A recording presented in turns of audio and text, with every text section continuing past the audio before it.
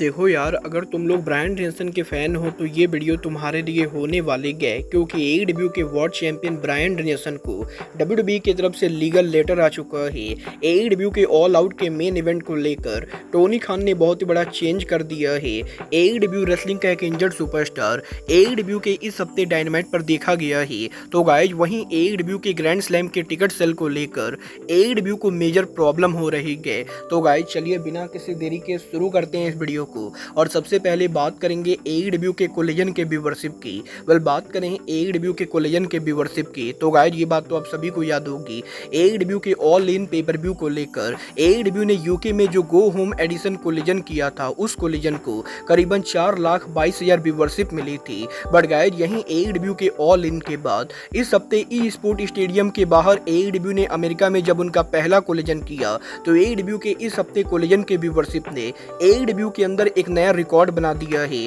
Guys यहाँ पर ये बात तो आप सभी को याद होगी। मैंने यहाँ पर जब इस हफ्ते कोलिजन का रिव्यू किया था, तो मैंने इस हफ्ते एईडब्ल्यू के कोलिजन शो को एईडब्ल्यू का सबसे घटिया कोलिजन शो कहा था। और उस वीडियो के ऊपर मैंने यहाँ पर टोनी खान को वॉश बुकर भी कहा था, क्योंकि ना तो कोलिजन के ऊपर कोई भी सॉलिड स्टोरी लाइन बिल्डअप हुई और ना ही कोलिजन के ऊपर कोई भी बड़ा सुपरस्टार अपीयर हुआ। और एईडब्ल्यू के कोलिजन पर एक के बाद एक घटिया रैंडम टैग मैचेस के बाद अब एईडब्ल्यू कोलिजन की व्यूवरशिप ने भी ये प्रूफ कर दिया है कि एईडब्ल्यू के इस हफ्ते का कोलिजन एईडब्ल्यू का सबसे घटिया कोलिजन था। गाइज यहाँ पर एईडब्ल्यू के इस हफ्ते कोलिजन शो को मात्र 2,89,000 व्यूवरशिप मिली है, जो एईडब्ल्यू कोलिजन के नॉर्मल टाइम स्लॉट के ऊपर एईडब्ल्यू कोलिजन की अब तक की लोएस्ट व्यूवरशिप है। और गाइज एईडब्ल्यू कोलिजन के 2,89,000 व्यूवरशिप मिलने के बाद एईडब्ल्यू के इस हफ्ते का कोलिजन शो व्यूवरशिप के मामले में एईडब्ल्यू का नॉर्मल टाइम स्लॉट पे ऑल टाइम सबसे बड़ा फ्लॉप कोलिजन बन चुका है। और मैं यहाँ पर इस चीज से बिल्कुल ही एग्री करता हूँ कि एईडब्ल्यू कोलिजन शो को इससे भी कम व्यूवरशिप मिलनी चाहिए थी,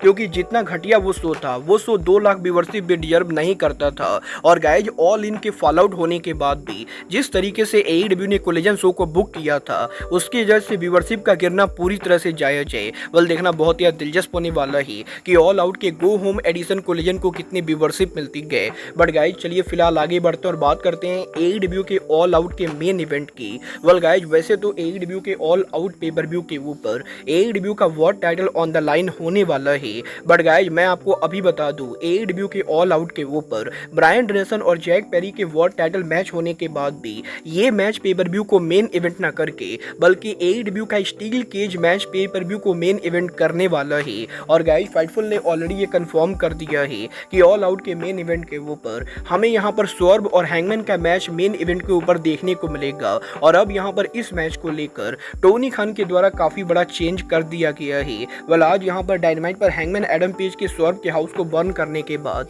जब एईडब्ल्यू का डायनामाइट ऑफ एयर गया, तो गाइस टोनी खान ने ऑफिशियली ये अनाउंस किया कि एईडब्ल्यू के ऑल आउट के मेन इवेंट के ऊपर ना कि हैंगमैन एडम पेज और स्वर्व का मैच स्टील केज मैच होगा, बल्कि ये मैच लाइट्स आउट अनसेंशन मैच होने वाला है। और बेसिकली इस मैच के अंदर हमें यहाँ पर काफी सारी ब्रूटल चीजें देखने को मिलेंगी। और अब यहाँ पर जबकि ये match officially light out unsanctioned steel cage match हो चुका है, तो गाइस डेफिनेटली यहाँ पर ऑल आउट के मेन इवेंट के ऊपर हमें यहाँ पर पॉसिबली एईडब्ल्यू हिस्ट्री का सबसे ज्यादा ब्रूटल मैच देखने को मिलने वाला है। देखना बहुत ही दिलचस्प होने वाला है कि ऑल आउट के मेन इवेंट के ऊपर स्वर्व और हैंगमैन एडम पेज में से स्टील केज से बाहर कौन आता है। बट गाइस चलिए फिलहाल आगे बढ़ते और बात करते हैं एईडब्ल्यू के इंजर्ड सुपरस्टार के रिटर्न होने की। गाइस यहाँ पर आज एईडब्ल्यू डायनामाइट के बैक स्टेज के ऊपर एईडब्ल्यू के injured superstar Powerhouse Hobbs को देखा गया है। और गाइस फाइटफुल ने ये कंफर्म किया है कि हॉब्स की इंजरी की वजह से टेलीविजन से ऑफ जाने के बाद आज यहाँ पर पहली बार Powerhouse Hobbs backstage area पर अपीयर हुए।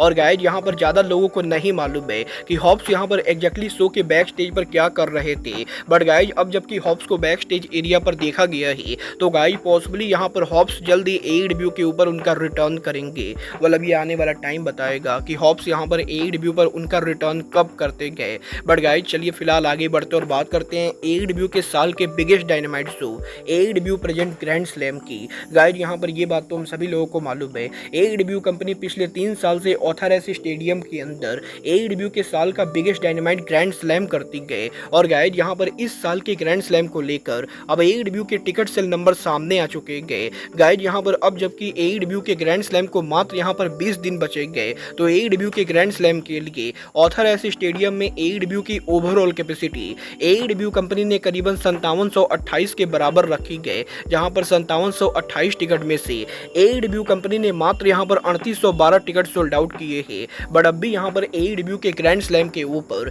AEW कंपनी को करीबन 1900 टिकट सोल्ड आउट करना बाकी गए, जो कि मेरे हिसाब से अगर यहां पर AEW कर भी देती गए तब भी AEW का ग्रैंड स्लैम अटेंडेंस के मामले में AEW हिस्ट्री का सबसे बड़ा फ्लॉप शो होने वाला है, क्योंकि guys last year grand slam के ऊपर करीबन यहां पर 11,000 से ज्यादा लोग स्टेडियम के अंदर मौजूद थे। और इस साल AEW के ग्रैंड स्लैम के ऊपर क्योंकि AEW की करंट कैपेसिटी ही करीबन 5700 के बराबर है, तो गाइस इसीलिए यहां पर AEW का ग्रैंड स्लैम सोल्ड आउट हो भी जाता है तब भी यहां पर लगभग 70% अरीना खाली रहने वाला है। और गाइस डेफिनेटली ये कहना गलत नहीं होगा कि AEW के इस साल का ग्रैंड स्लैम शो बड़े लेवल के ऊपर फ्लॉप होने वाला है। बट गाइस चलिए फिलहाल आगे बढ़ते हैं और बात करते हैं AEW के फॉर्मर सुपरस्टार केविन कैली की। गाइस यहाँ पर ये बात तो मैं आपको ऑलरेडी बता चुका हूँ, AEW के फॉर्मर कमेंटेटर केविन कैली और ROH के फॉर्मर सुपरस्टार द बॉस के AEW और ROH से फायर्ड होने के बाद अब इन तीनों ने AEW और टोनी खान के ऊपर लॉसूट फाइल कर दिया है।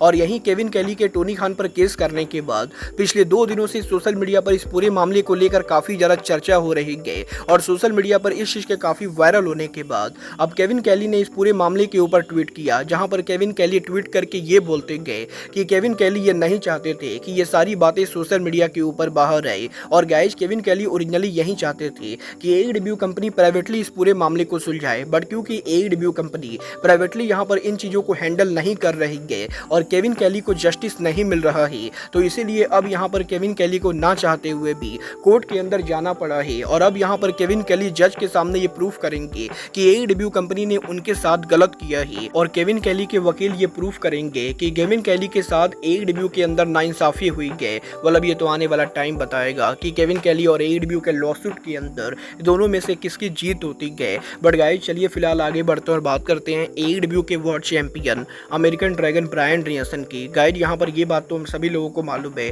AEW में ब्रायन के डेब्यू करने के बाद ब्रायन यहाँ पर उनका सिग्नेचर यस पोज नहीं करते थे, क्योंकि गाइस यहाँ पर ब्रायन का जो यस मोमेंट था उसका ट्रेडमार्क WWE के पास था और इसी रीजन की वजह से ब्रायन के WWE को लीव करने के बाद वो यहाँ पर रेयरली कभी भी AEW के अंदर यस चैंट करते थे। बट गाइस यही कुछ दिनों पहले WWE के यस ट्रेडमार्क के ओवर होने के बाद ब्रायन डेनियल्सन ने USA में ट्रेडमार्क फिल किया और ब्रायन के ट्रेडमार्क को फिल करने के बाद अब यहाँ पर ब्रायन को यस का ट्रेडमार्क मिल भी चुका है। और गाइस यहाँ पर ब्रायन के यस ट्रेडमार्क मिल जाने के बाद अब WWE की लीगल टीम ने ब्रायन को नोटिस भेज दिया है। गाइस यहाँ पर ब्रायन ने इस हफ्ते उनके इंटरव्यू में ये कंफर्म किया है कि ब्रायन ने जैसे ही यहाँ पर यस के लिए ट्रेडमार्क फिल किया उसके बाद यहाँ पर WWE की तरफ से ब्रायन डेनियल्सन को लीगल नोटिस आता है, जहाँ पर इस नोटिस के अंदर WWE कंपनी ब्रायन को ये धमकी देती है कि ब्रायन यहाँ पर WWE के बिजनेस के अंदर इंटरफियर कर रहे गए और ब्रायन को ये नहीं करना चाहिए। और गाइस यहाँ पर ब्रायन डेनियल्सन का ये कहना है कि उन्हें पर्सनली लगता है कि WWE के इस लीगल नोटिस का कोई भी सेंस नहीं बनता है, क्योंकि ब्रायन ने यहाँ पर यस का ट्रेडमार्क तब फिल नहीं किया जब WWE के पास ऑलरेडी ट्रेडमार्क था और WWE के ट्रेडमार्क के ओवर होने के बाद जब यहाँ पर WWE ने ट्रेडमार्क को दोबारा से रिन्यू नहीं किया तब यहाँ पर ब्रायन ने उनका ट्रेडमार्क फिल किया है। और क्योंकि ऑफिशियली ब्रायन को ट्रेडमार्क मिल भी चुका है, तो गाइस इसीलिए WWE का ये कहना कि ब्रायन उनके बिजनेस में इंटरफियर कर रहे गए, इस बात का कोई भी सेंस नहीं बनता है। और ब्रायन को अब भी यहाँ पर ये समझ में नहीं आ रहा है कि WWE ने इस चीज के लिए ब्रायन को लीगल नोटिस क्यों भेजा है। वेल डेफिनेटली यहाँ पर ब्रायन की बात पूरी तरह से सही गए और मैं डेफिनेटली ये बोलना चाहूंगा कि जिसने भी ब्रायन को यहाँ पर यस ट्रेडमार्क के लिए लीगल नोटिस भेजा है उसका दिमाग डेफिनेटली यहाँ पर घुटनों के अंदर है, क्योंकि लिटरली इस नोटिस का कोई भी सेंस नहीं बनता है। बट गाइज अब आज के इस वीडियो में बस इतना ही, मैं मिलता हूँ आपसे अपने अगले वीडियो में। बट गाइज तब तक के लिए goodbye, good night and bang.